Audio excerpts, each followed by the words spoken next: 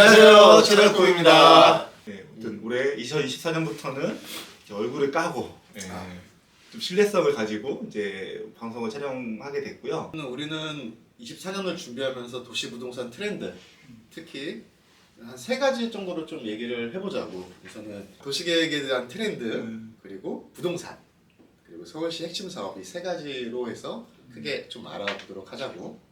자, 그럼 먼저 도시계획 트렌드부터 시작하겠습니다. 탑5. 자, 미래를 준비한 스마트 시티. 그러니까 탑5라고 꼽혔네. 우리나라에서 스마트 시티 이야기 나온 게 한 20년이 됐거든. 근데 처음에 스마트 시티가 아니었어. UCT라는 왜냐면 유비쿼터스 시티라는 걸로 우리나라에서 시작했지. 우리나라가 이제 IT 강국이다 보니까. 난 아직도 UCT랑 스마트 시티가 뭐가 다른지 잘 모르지. 나도 말의 차이인 것 같아. 근데 그게 이제 1세대, 2세대 뭐 발전해서 3세대 지금 스마트 시티가 됐다고는 하는데 점점 혁신의 주체와 범위가 확대되고 있대. 두 번째로 스마트 시티 하면 우리나라에서는 그래서 2018년도에 크게 국가 시범도시라는 스마트 도시를 지정을 했어.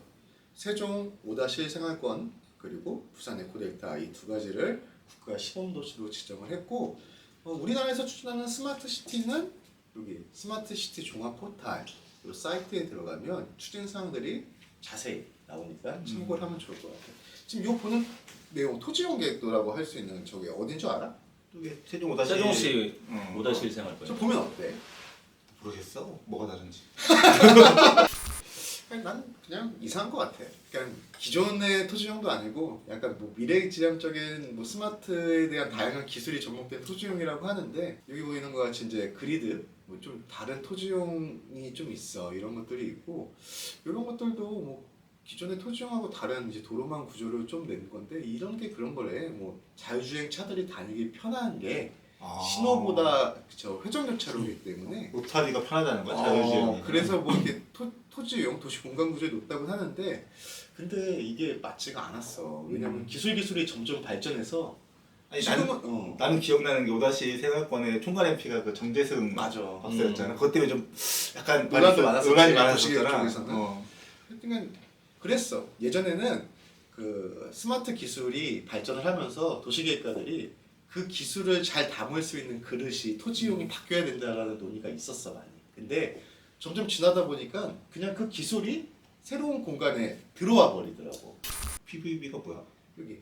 그러니까 여기는 목적 기반 모빌리티라고 해서 그냥 내가 가고 싶은 목적 동선 이런만 그냥 자유로 이동을 하는 거야. 그래서 항상 정해진 노선이 없이 내가 어디 가고 싶어요라고 핸드폰으로 띵 누르면 저 차가 날 데리러 와서 그걸로 데려다 주는 거지. 그 같은 동선에 있는 사람들이 함께 탔다가 중간중간 내리는. 그 수요시에서 얘기하는 그 수요응답형이랑 같은 뭐 개념인가? 비슷한 개념인 것 같아. 자, 지금 보는 이런 화면들도 이제 현대자동차 그룹에서 얘기한 그 미래 도시의 모습들이야. 아까 얘기했던 목적 동선 PVB가 다니고 있고, 하늘을 날아다니는 미래 항공 모빌리티, 그리고 공원 속의 그 정류장, 뭐 이런 미래 도시의 모습들이 조만간 이루어질 것 같아. 우리나라는 아까 얘기했던 그런 뭐 그 새로운 기술들에 대해서 접목이 된다면, 해외에서는 아예 새로운 공간 구조에 대한 미래 도시들이 좀 현실화되고 있어. 가장 대표적인 게 이제 네오, 이제 그리스어로는 이제 새로운 미래라는 뜻이라는 거야. 도시가. 이 도시가 왜 다르냐면 크게 4가지로 구분이 돼. 더 라인이라고 하는 길이 170km야. 왜 도시의 길이가 170km에 달하는 선형 도시, 더 라인이 있고, 그 다음에 옥사군, 여기 바닷가에 동동 떠 있는 첨단 미래 산업단지 옥사군. 그리고 여기 사우디잖아. 완전 더운 나라잖아. 근데 여기 동계 올림픽을 준비하면 동계를 열겠다. 그래서 개발하고 있는 트로제나. 이게 관광이죠, 여기는. 그리고 마지막으로 조그맣게 이제 럭셔리 아일랜드 신달라까지 그 4개를 합쳐서 우리가 네옴이라고 하고 있고, 이 4가지 중에 다 일반 사람들이 제일 많이 알고 있는 건 이 더 라인이야. 당연하지. 규모가 완전 다른데. 170km인데 이게 어마무시해. 그 높이가 500m야. 500m가 지금 현실로 따지면 롯데타워가 제일 롯데타워가 555m. 그래. 근데 555m도 그 첨탑 높이가 50m가 넘어서 그렇지 실제 건물은 500m가 약간 안 돼. 그리고 이 너비가 200m. 학교 2개만 해. 이게 이제 170km 구간으로 연장되면서 개발이 되고 있고, 이게 꿈인가 상상인가? 막 저번에 그랬잖아. 이게 진짜 되고 있는 거야? 되고 있나 봐. 터프하게 하고 가고 있는 거 보이지 이렇게. 그러니까 어그로 끄는 거 아니야? 라고 막 의심을 많이 했었는데 20년도에서 23년이 지나간 걸 보면은 이때 아무것도 없는 땅에서 이렇게 지금 터프하게 하면서 이제 이어지고 있는 요것들이 이제 실제로 이루어지고 있는 거지. 아니야, 나 믿지 않아 아직. 톱하기 정도로 믿지 않아. 자, 도시계획 트렌드 탑 4! 따바밤. 인구 감소, 축소도시. 이건 얘기가 많지. 빨리 가볼게. 빨리 가자. 봤지? 출산율 더 떨어진다. 한국 망했네요. 이때 출산율 몇인 줄 알아? 0.78? 0.78이지. 음. 이 0.78이 22년도 기준이야. 그지? 대단해. 그리고 요 0.84 이게 이제 이때도 20년도인데 OECD 평균에서 우리나라가 최하위였지. 근데 이게 23년 올해는 얼마인 줄 알아? 아, 0.65. 0.72. 아, 7이 올해는. 올해 이제 22년도 때가 0.78이었는데 0.7이야. 이게 합계 출산율이거든. 여자 한 명이 평생 낳을 것으로 예상되는 출산율인단 말이지. 자, 그럼 우리나라 인구가 계속 감소된다 하는데 인구 재앙이네. 감소가 안 되려면은 이게 얼마 나와야 되는 줄 알아? 2 돼야 되는 거지.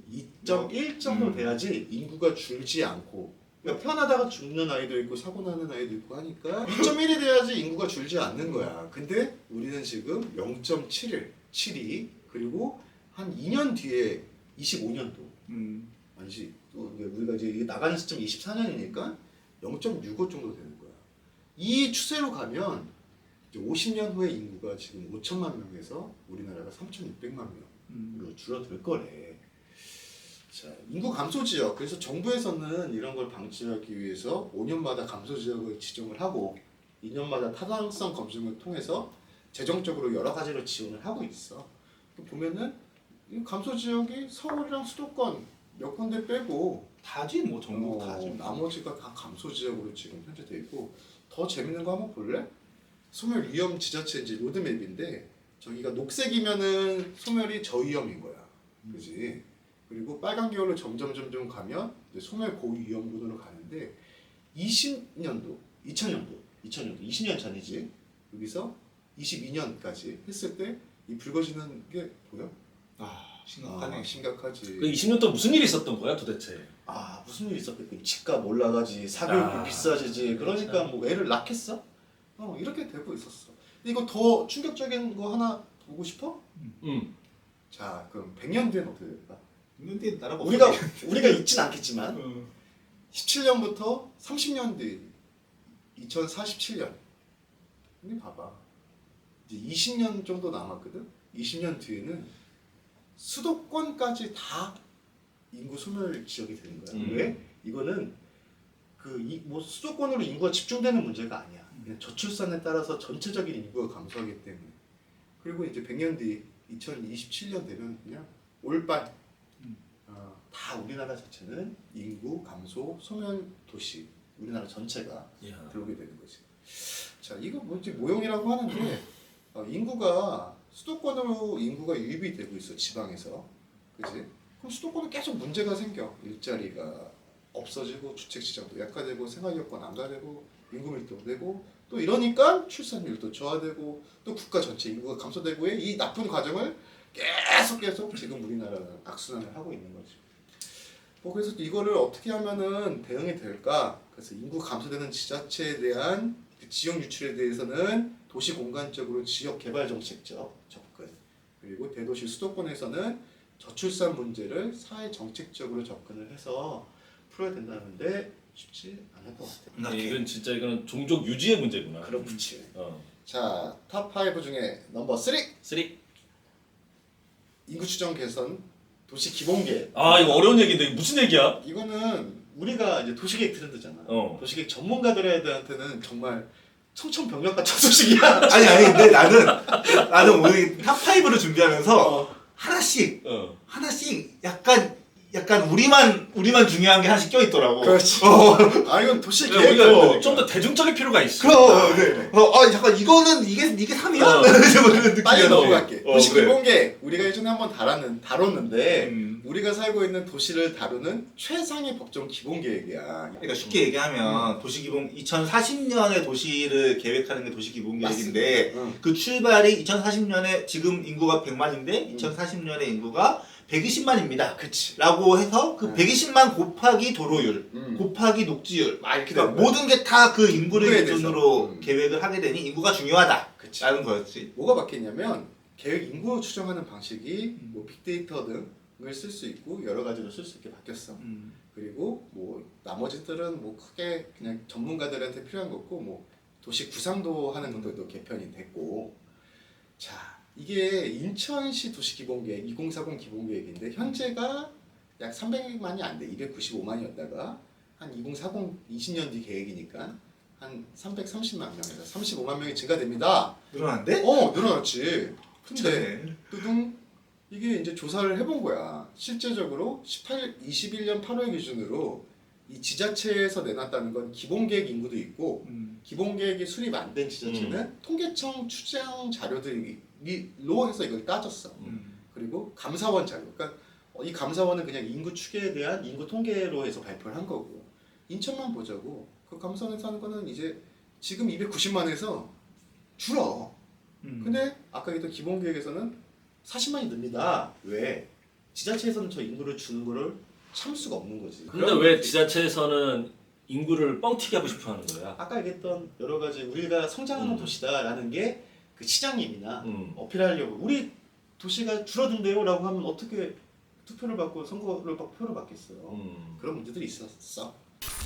자, 다음 두 번째로 넘어갈게.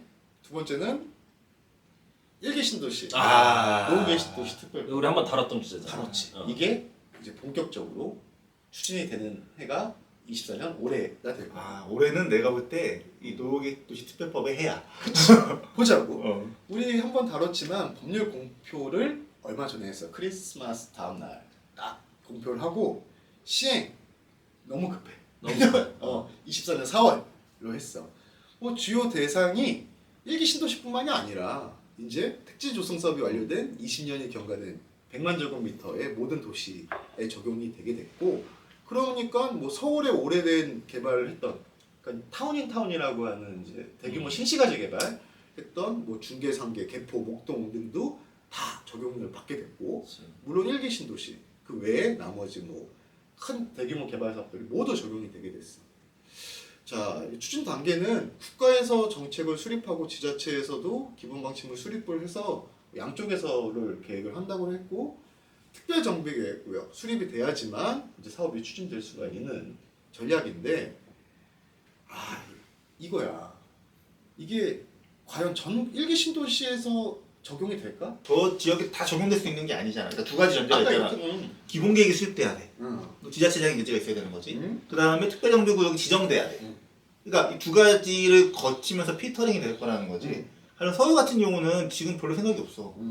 근데 물론 주민들의 요구가 되게 이제 올라가겠지. 그러니까 근데 문제는 이게 사업성이잖아. 수요가 있고 이래야 되는데 과연 일기 신도시들보다도 오히려 서울의 재건축 시장 쪽에서만 오히려 막 지각 변동을 하는 것이 아닌가. 목동 이런 데서 용적률 받는 것보다 어떻게든 묶어가지고 500%를 받을 수 있다면 글로 갈 가능성도 있다는 거지. 난 얘 같은 경우에는 꼭 그 택지지구들이 이 법에 의해서 사업 시행을 하지 않더라도 주민들이 기존의 도시정비법에 따른 정비사업을 하는 데 있어서 아니 저기는 그런 완화와 배제와 특례를 가져가는데 우리 정비사업도 좀 그런 것들을 적용해 주세요라는 요구가 빗받칠 것 같아. 그러니까 약간의 영향은 있다.